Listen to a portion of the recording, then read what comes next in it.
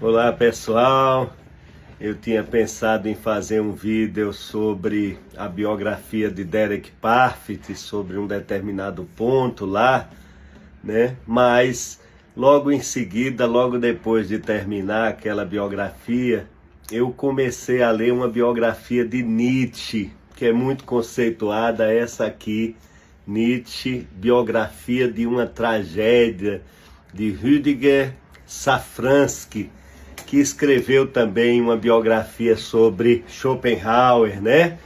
Que então cronologicamente está antes de Nietzsche, Nietzsche que se inspira, né, de forma explícita na filosofia de Schopenhauer, e as suas filosofias têm muitos pontos em comum.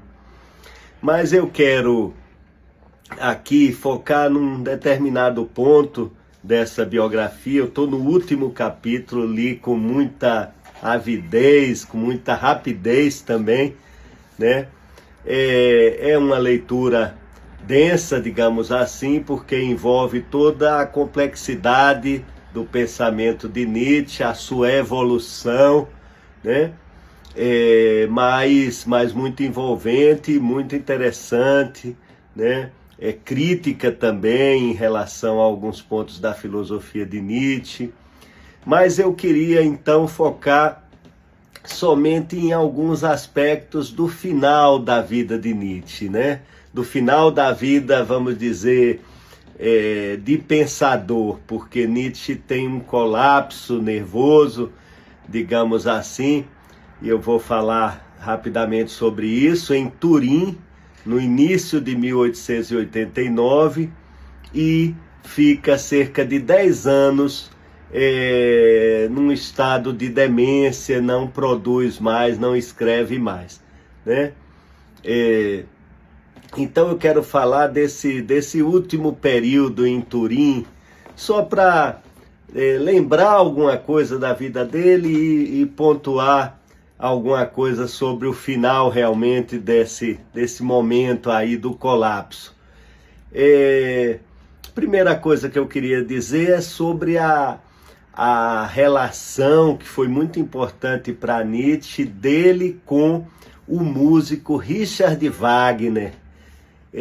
Nietzsche ali, com quase 30 anos, tem um verdadeiro deslumbramento pela música de Wagner, né? Quem gostar de música clássica pode encontrar facilmente as obras de Wagner, né? A ópera, por exemplo, em 4 partes, O Anel dos Nibelungos, e eu aconselharia para quem quiser ouvir rapidamente alguma coisa, a parte 3 das Valquírias, né? E Wagner e Nietzsche então se deslumbra com a filosofia de Wagner, com a música de Wagner, que de alguma forma ele relaciona com o início ali das suas reflexões filosóficas sobre o nascimento da tragédia entre os gregos, né? Nietzsche tem uma primeira obra que é dedicada à tragédia, né, como gênero teatral entre os gregos, e onde ele faz aquela distinção entre o apolíneo da civilização, da racionalidade, da própria filosofia, né, e o dionisíaco, que era uma força inconsciente, uma força ligada, né, ao desconhecido, que ele associa ali a música de Wagner naquele momento, né? Esse dionisíaco, a música de Wagner teria esse caráter dionisíaco, né? Mas ele rompe depois com Wagner, ele de alguma forma passa a achar que essa música, onde ele viu ali de alguma forma uma autenticidade do dionisíaco, que ela também era uma forma de mistificação, de encobrimento da realidade, né? E aí tem a ver também com a relação pessoal dele com Wagner. Wagner, que foi um antissemita, né, assumido, e Nietzsche também, algumas pessoas chegaram a acusar Nietzsche de antissemitismo, mas por tudo que eu li até aqui, eu acho que ele não concordava com o antissemitismo de Wagner e escreveu sobre isso, né?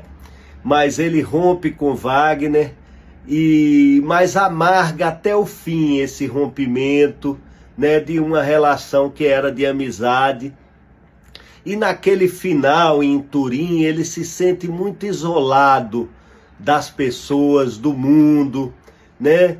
Transparece nas suas cartas daquela época uma certa nostalgia por ter se isolado tanto, né? E continua rompendo relações, continua naquele momento se isolando ainda mais, né? Um momento em que ele assume um tom grandiloquente que está na sua obra esse homo, né? E aquele tom grandiloquente de um profeta, de um pensador que dividiu a história do pensamento humano em duas partes, antes e depois dele, e ele se comporta com essa grandiloquência, se não com essa arrogância, diante das relações que ainda restavam para ele, né? E é claro, está tudo ligado a esse contexto do seu colapso. Mas teve uma relação, e aí eu já deixo a parte de Wagner e entro uma relação que ele manteve até o fim. Ele diz que esse amigo conseguia perceber, né, nele, né, no meio dessa excentricidade toda dele, esse amigo conseguia estar ciente da sua grandeza como pensador, que era o amigo Peter Gast, né?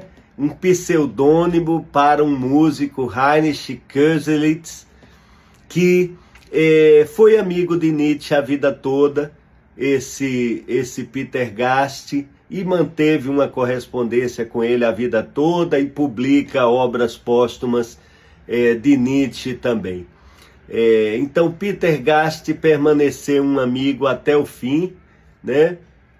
E o que é interessante é que nós, na música popular brasileira, nós temos uma música de Caetano sobre Peter Gast, onde Caetano Veloso fala desse amigo, desse hóspede do profeta sem morada, Peter Gast, né? Então, quem se interessar pode ouvir também a música de Caetano sobre esse amigo de Nietzsche, cuja amizade perdurou até o fim, até aquele último ano, talvez ali perpassado já pela loucura de Nietzsche, que viria a se manifestar, e aqui eu me encaminho para o fim do vídeo. No último, né, nesse episódio final de sua lucidez, quando Nietzsche em Turim vê um cavalo ser açoitado com violência pelo cocheiro, e Nietzsche, tomado de compaixão, abraça o cavalo, chora, e ali ele sucumbe, né, na sua lucidez, na sua racionalidade, e dali em diante, por 10 anos, Nietzsche viverá numa espécie de demência, né? Depois dessa crise que ele tem com esse cavalo.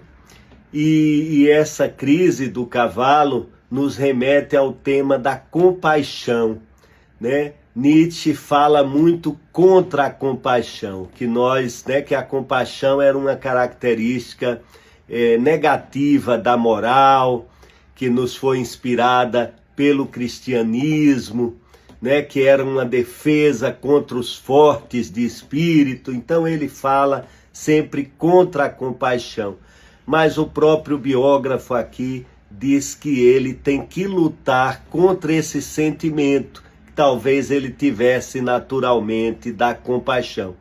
E é numa crise de compaixão que ele, né, sucumbe.